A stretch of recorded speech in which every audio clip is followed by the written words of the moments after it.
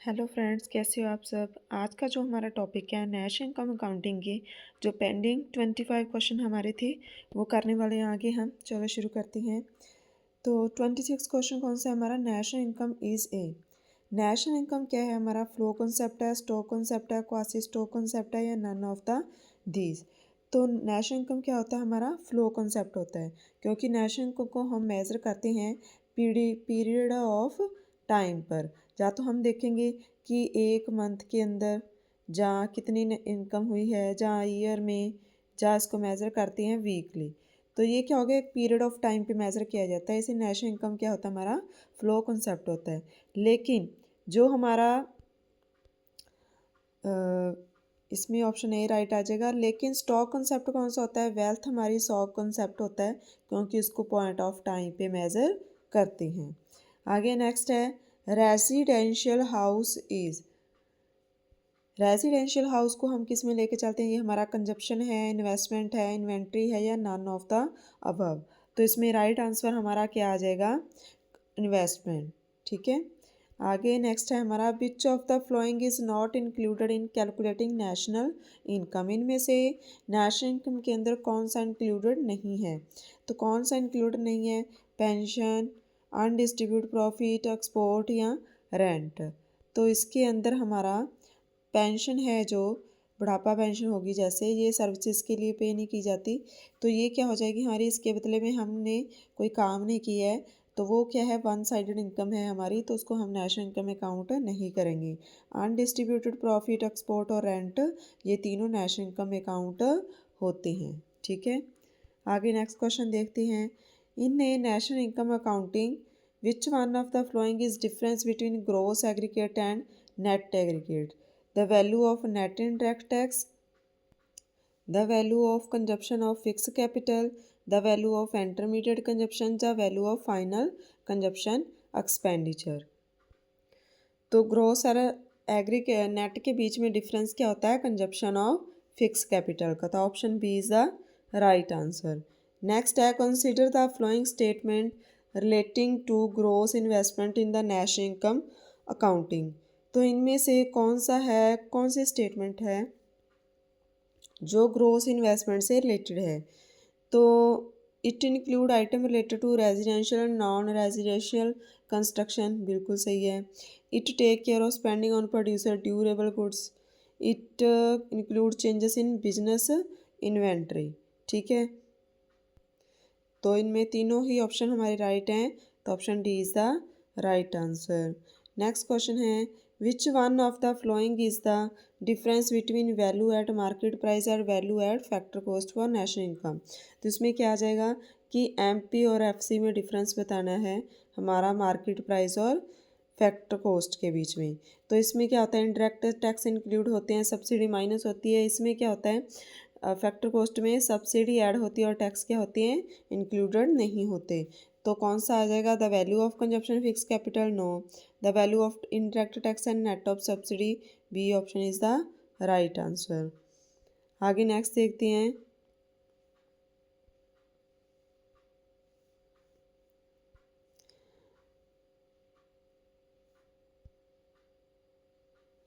C equal to 120 plus 0.4 Y, I equal to 100 and G equal to 56। तो इसमें हमें क्या पूछा है, क्या निकालना है, which one of the flowing value of equilibrium income. Equilibrium income निकालनी है, तो इसको अप्लाई करती हैं। चलो इसको सॉल्व कर लेते हैं पहले। तो देखते हैं, हमने ये सॉल्व कर लिया था आपके लिए। तो इसमें क्या है हमारा कि वाई का इक्विलिब्रियम किसके इक्वल होता है, Y equal to C plus I plus G के इक्वल होता है। ठीक है। तो सी कितनी है हमारी, सी की वैल्यू पुट कर लेंगे 120 प्लस 0.4 वाई, और आई इन्वेस्टमेंट कितना है हमारा 100, और गवर्नमेंट एक्सपेंडिचर कितना है हमारा 56 है। इनको प्लस कर देंगे। अब जो 0.4 वाई है इसको वाई वाली साइड ले आएंगे, इधर आके ये माइनस का साइन हो जाएगा, बाकी सबको हम प्लस करके लिख देंगे। कितना आ जाएगा 276, 120, 100 एंड 56 को प्लस कर दिया। अब 1y में से 0.4y माइनस निकाला, कितना आ गया 0.6, और इसको प्लस करके कितना आ गया 276। तो y की किसके इक्वल हो गया 276 डिवाइड बाई 0.6। और इसके बाद क्या है, इसकी पॉइंट की वैल्यू को हम ऊपर 10 लिख देंगे, ठीक है, और नीचे 6 रह जाएगा। इसको कट करके क्या आ जाएगा हमारा 92 आ जाएगा। 92 को 5 से डिवाइड कर देंगे, मल्टीप्लाई कर देंगे तो 460 आ जाएगा। तो इसके अंदर राइट आंसर हमारा बनता है 460। तो option B is the right answer. आगे नेक्स्ट क्वेश्चन देखते हैं। Which of the following is not closely related to calculation of GDP in an economy. कौन सा इनमें से जीडीपी से क्लोजली रिलेटेड नहीं है, वो बताना आपने। तो sum of its factor income, sum of his productive assets, sum of value added, या सम ऑफ फाइनल सेल। तो इसमें फैक्टर इनकम भी होती है, वैल्यू एडेड भी होता है और फाइनल सेल भी होती है।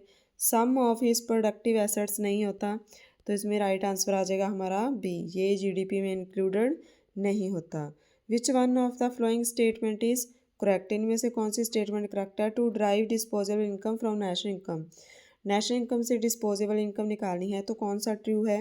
Deduct income tax add transfer payment, direct indirect income tax and deduct transfer payment, add income tax and add transfer payment, या add income tax add deduct transfer payment. तो इसमें क्या आ जाएगा कि हम टैक्स पे करते हैं और ट्रांसफ़र पेमेंट क्या हमारी जुड़ जाती है। तो option A is the right answer कि टैक्स माइनस होंगे और जो ट्रांसफ़र पेमेंट है, जो हमें जैसे बुढ़ापा पेंशन मिलती है, तो ये क्या हो जाएंगी, इसमें प्लस हो जाएंगी। Given change in nominal GNP 18, change in population 0.5, change in price level 1.3, what is approximate change in real पर कैपिटा इनकम कितनी होगी हमारी। तो इसको सॉल्व कर लेते हैं। रियल पर कैपिटा इनकम कितनी होगी हमारी, चलो देख लेते हैं। अब हमने सॉल्व कर लिया इसको। जीएनपी पर कैपिटा इनकम निकालने के लिए percentage change in nominal GNP कितना है और हमारा प्राइस कितना है। तो 1.8 डिवाइड बाई 1.3, तो क्या आ जाएगा इसमें। अब इसको डिवाइड करना मुश्किल है, तो जब डिवाइड करना पॉसिबल ना हो तो उसको हम क्या कर लेते हैं, माइनस कर लेते हैं। 1.8 माइनस 1.3 इक्वल टू क्या आ जाएगा हमारा 0.5 आ जाएगा, ठीक है, 0.5। उसके बाद क्या है, जीएनपीआर निकालना है। तो जीएनपीआर निकालने के लिए कि हमारा पर कैपिटा नॉमिनल जीडीपी कितना आ गया 0.5 आ गया। 0.5 की वैल्यू पुट कर देंगे और पॉपुलेशन फिल कर देंगे। पॉपुलेशन कितनी है हमारी 0.5 है, उसको भी फिल कर दिया। अब इसको डिवाइड करना पॉसिबल नहीं है, तो 0.5 में से 0.5 माइनस निकालेंगे, क्या आ जाएगा 0 आ जाएगा। तो इसमें अप्रॉक्सीमेट रियल पर कैपिटा इनकम कितनी हो जाएगी हमारी। तो राइट आंसर आ जाएगा हमारा ऑप्शन ए। आगे नेक्स्ट देखते हैं। Value of output and value added can be distinguish if we know. तो क्या होता है वैल्यू ऑफ आउटपुट और वैल्यू ऑफ एडेड में डिफरेंस। तो value of intermediate inputs, value of indirect tax, value of import, या value of consumption fix capital. तो option A ही राइट है इसमें कि इंटरमीडिएट इनपुट्स का डिफरेंस है। आगे नेक्स्ट है, the national income counting of a country for given period is equal to. एक दिए हुए पीरियड पर नेशनल इनकम किसके इक्वल होती है। फर्स्ट ऑप्शन दिया है the value of output goods and services produce by national. Second option है sum of total consumption and investment, sum of personal income of individual, money value of final goods and services. तो right answer है हमारा sum of total consumption and investment है, उन सबको plus कर देंगे तो हमारी नेशनल इनकम आ जाएगी। आगे है which economist provide empirical evidence regarding proportionally relationship between income and consumption. तो एक प्रोपोर्शनली डिफरेंस जो किया था एम्पिरिकल एविडेंस किसने, मिल्टन फ्रीडम ने, ठीक है, इसमें बी ऑप्शन राइट आ जाएगा। उसने एम्पिरिकल स्टडी की, उसके बेस के ऊपर दिखाया कि इनकम और कंजप्शन के बीच में कैसा रिलेशन है, प्रोपोर्शनल रिलेशन है। आगे है consider the following statement, the study of national income count is of great importance because of. कि नेशनल इनकम अकाउंट की जो स्टडी करते हैं वो क्यों इंपॉर्टेंट है। इससे हमें नेशनल प्रोडक्ट का साइज पता चलता है। Provide us information about distribution of national income, reveal the manner divided into consumption and investment. तो तीनों ऑप्शन राइट है हमारे। तो राइट आंसर आ जाएगा हमारा 1, 2 and 3 is the right answer. आगे है विच of the following is macro economic indicator best measure the standard of living for its citizen. तो इनमें से बताना है कि स्टैंडर्ड ऑफ लिविंग का बेस्ट इंडिकेटर कौन सा है। तो रियल जीडीपी है, पर कैपिटा, एनएनपीएफसी, या पर्सनल इनकम या करंट इनकम। तो हमें पता है कि जो रियल जीडीपी है वो हमें करंट स्टेटस बताती है। ठीक है, इसमें हमारे प्राइस क्या रहेंगे, हमारे कांस्टेंट प्राइस के ऊपर हमारी इनकम बताएगी। ठीक है, प्राइस चेंज नहीं करती, इसलिए जो जीडीपी आएगी वो सही जीडीपी होगी। आगे नेक्स्ट क्वेश्चन है GDP deflator can be use. GDP deflator किसके लिए यूज़ करते हैं। तो फर्स्ट ऑप्शन है to reduce the over statement of economic activity that would occur if we include intermediate production, to correct nominal GDP contribution to GDP made by foreign on factor of production. It to cause change the nominal GDP into change in real GDP या obtain factor income flow the result from economic activity that has been produced the GDP। तो option C is the right answer, क्योंकि यह nominal GDP को real GDP में change करता है जो हमारा जीडीपी डिफॉल्टर होता है। आगे नेक्स्ट क्वेश्चन है the very low reported per capita income level in developing economics under estimate to value added and income because of. किसकी वजह से होता है ये वेरी लो पर कैपिटा इनकम, किसकी वजह से शो होती है हमें। Of adjustment of purchasing power between country या local goods are seldom competitive और international market, government are still relatively small in developing market, non market activities such as production activity with the family unit is not included in measure of per capita income. तो option D है right answer आ जाएगा, क्योंकि जो families होती हैं वो कुछ प्रोडक्शन के हैं अपने घर में रख लेती हैं, जो मार्केट में नहीं पहुंचता सीधा कंजप्शन करने के लिए घर पे रख लेती हैं। तो कुछ नॉन मार्केट एक्टिविटी की वजह से नेशनल इनकम क्या है हमारी कम शो होती है। आगे है अब्जॉर्प्शन क्या होता है, is the sum of private and public spending on goods, difference between GDP and GNP, difference between saving and investment, just sum of value added in the economy. तो इसमें राइट आंसर आ जाएगा हमारा option A कि ये public और private की जो स्पेंडिंग होती है गुड्स और सर्विसेज की उसको ऑब्जॉर्व करता है। नेक्स्ट है विच of the following is not leak from the circular flow of diagram of expenditure. Leakage का मतलब है कि जो सर्कुलर फ्लो से बाहर चले जाते हैं। तो हाउस होल्ड टैक्स पे करती है तो इनकम उनकी बाहर चली जाती है। नेट इम्पोर्ट अगर इम्पोर्ट करती है तो इनकम उनकी बाहर चली जाती है उनके सर्कुलर फ्लो से। Transfer payment and saving, saving से भी उनकी क्या है फ़्लो क्या होगा उसका बाहर की ओर होगा, बैंक की ओर होगा।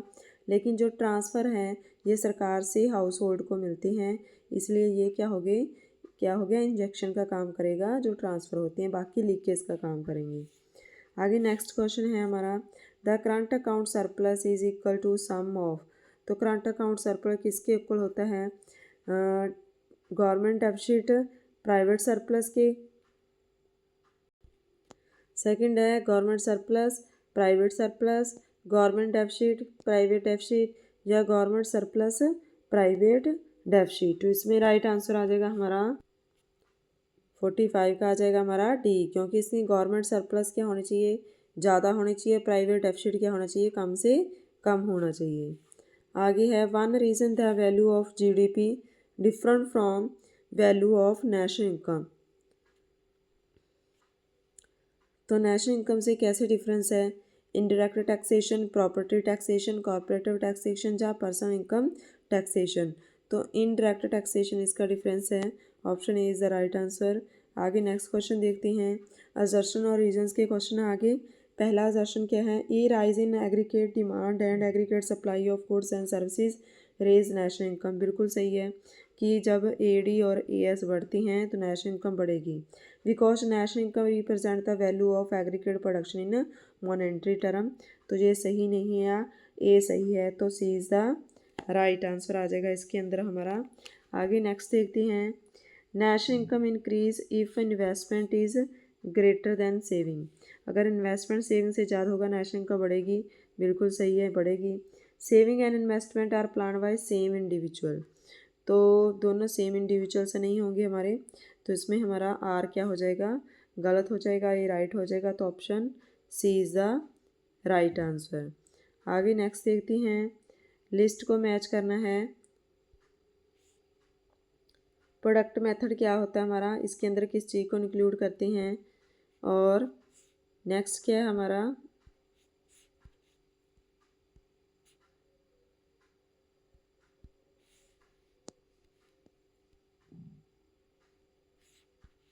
एक्सपेंडिचर मेथड और इनकम मेथड। तो हमारा जो कंस्ट्रक्शन है वो किस में आता है, एक्सपेंडिचर में आता है।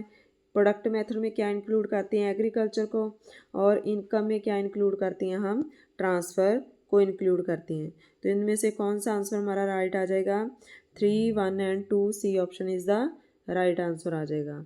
आगे मैच लिस्ट 1 एंड लिस्ट 2, तो किसके साथ मैच करना है, हाउस होल्ड को, बिजनेस को और गवर्नमेंट को। हाउस होल्ड क्या करता है, रिसीव टैक्स, रिसीव टैक्स कौन करता है, गवर्नमेंट करती है। रिसीव रेवेन्यू बिजनेसमैन करता है, और फैक्टर इनकम किसको मिलती है, हाउस होल्ड को मिलती है, तो A option is the right answer. आगे नेक्स्ट क्वेश्चन देखते हैं, लिस्ट 1 को लिस्ट 2 के साथ मैच करना है। प्रोडक्ट मेथड क्या होता है, डबल काउंटिंग क्या होती है, एक्सपेंडिचर मेथड क्या होता है, और इनकम मेथड क्या होता है। तो sum of value of intermediate and final goods, यानी कि इंटरमीडिएट को भी इंक्लूड कर लिया और फाइनल गुड्स को भी इंक्लूड कर लिया।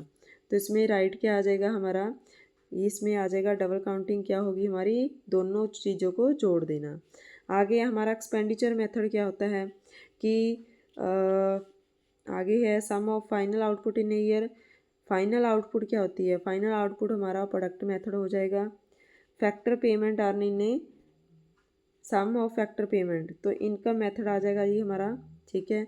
और एक्सपेंडिचर मेथड क्या हो जाएगा, sum of public and private spending, जो हमारे खर्च हैं वो क्या आ जाएंगे हमारे एक्सपेंडिचर मेथड में इंक्लूड होते हैं। तो आज की जो मल्टीपल चॉइस क्वेश्चन थे वो कंप्लीट हो गए हैं। आपको आज का वीडियो कैसा लगा प्लीज़ कमेंट करके बताएं। प्लीज़ ज़्यादा से ज़्यादा शेयर करें मेरी वीडियो को एंड सब्सक्राइब करें। Thank you.